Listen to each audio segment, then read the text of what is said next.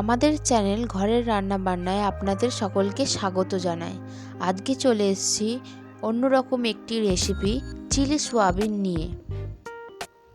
তবে চলুন শুরু করা যাক রান্নাটি। প্রথমেই কড়াইতে কিছুটা জল নিয়ে নিয়েছি। জলটা খুব ভালোভাবে গরম হয়ে এলে তাতে কাঁচা সোয়াবিনগুলো দিয়ে দেব।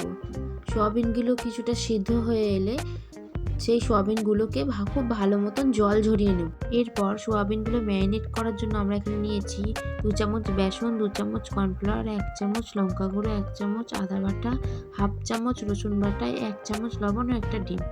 এবার একটা জায়গায় একে একে সব দিয়ে দেবো। প্রথমে সোয়াবিনে দিলাম একটা গোটা ডিম, তারপর দিচ্ছি 1 চামচ লবণ, হাফ চামচ রসুন বাটা, 1 চামচ আদা বাটা, 1 চামচ লঙ্কার গুঁড়ো, 2 চামচ কর্নফ্লাওয়ার আর 2 চামচ বেসন।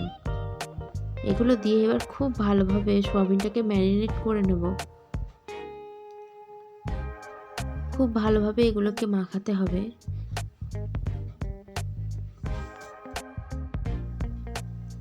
খুব ভালোভাবে মাখানো হয়ে গেলে এবার এতে দেব 1 চামচ ভিনিগার।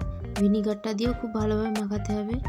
এবার রান্নাটি করার জন্য আমরা নিয়েছি ডুমো ডুমো করে কেটে রাখা পেঁয়াজ, ক্যাপসিকাম, কুচি করে কাটা লঙ্কা, টমেটো, আদা কুচি, রসুন কুচি ও 1 বাটি সস, টমেটো সস আছে, আর ম্যারিনেট করে রাখা সেই সোয়াবিন।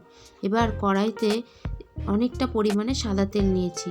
তেলটা খুব ভালোভাবে গরম হয়ে এলে তাতে ম্যারিনেট করে রাখা সোয়াবিনগুলো ভাজতে দেব। সোয়াবিনগুলো খুব ভালোভাবে ভাজা ভাজা করে নিতে হবে।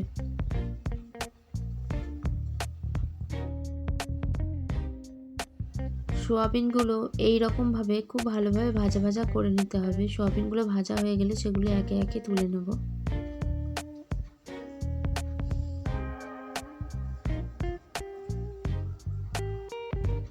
এবার ওই কড়াইতেই 1 চামচ সাদা তেল দিয়ে দিলাম।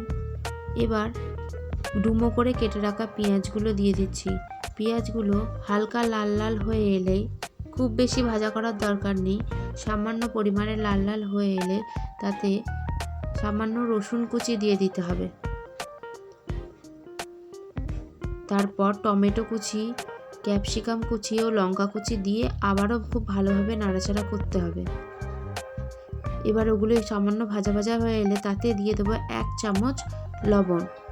লবণটা দিয়েও খুব ভালোভাবে নাড়াচাড়া করে নিতে হবে। লবণটা দেওয়ার ঠিক পরেই আমাদের আদা কুচিগুলোও দিয়ে দিতে হবে। তারপর সব একসাথে খুব ভালোভাবে নাড়াচাড়া করতে হবে।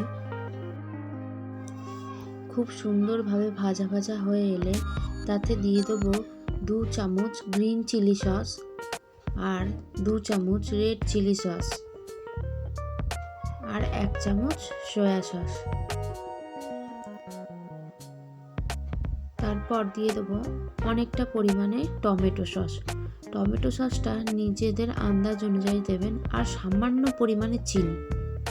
তারপর খুব ভালোভাবে নাড়াচাড়া করে তাতে দেব একটা বাটিতে গুলে রাখা কর্নফ্লাওয়ার। সেই গোলা কর্নফ্লাওয়ারটা তার মধ্যে মিশিয়ে দেব।